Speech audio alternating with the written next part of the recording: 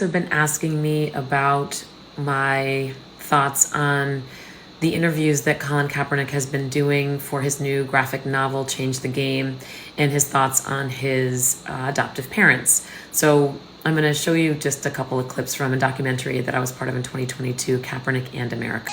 You're adopted into a white family and you don't look exactly like them. The idea of finding your true identity based on being biracial in this country is so challenging because you know that people are clocking and watching you. He took the National Football League by storm.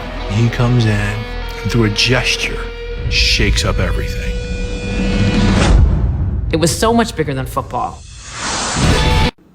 I was really honored to be a part of this documentary project as the transracial adoption expert and was able to speak on how Colin was parented and how I was parented, and had a few things to say. The issues that come up around identity and transracial adoption for the adoptee actually does start with their parents who raised them. So often, a white parent doesn't really even know they have a racial identity.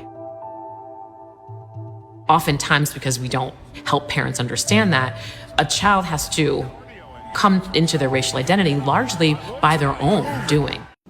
Simply put, if a white adoptive parent who is parenting a kid of another race is not looking after their own racial identity, understanding they have one, and understanding what their racial identity affords them in terms of privileges and access to things, and what then that looks like for the child that is Black or brown or another race that is out in the world, it just makes that experience for the transracially adopted person much more difficult and in some ways unsafe. And so I can identify with what Colin's talking about, so much so through my own experiences. And I know that by talking about these things, by reading books and especially like getting the words directly from transracially adopted persons, we will change the game. So pick up his graphic novel. It's on my way. It's on its way to me right now. And let's keep talking about these tough things and the realities of transracial adoption today.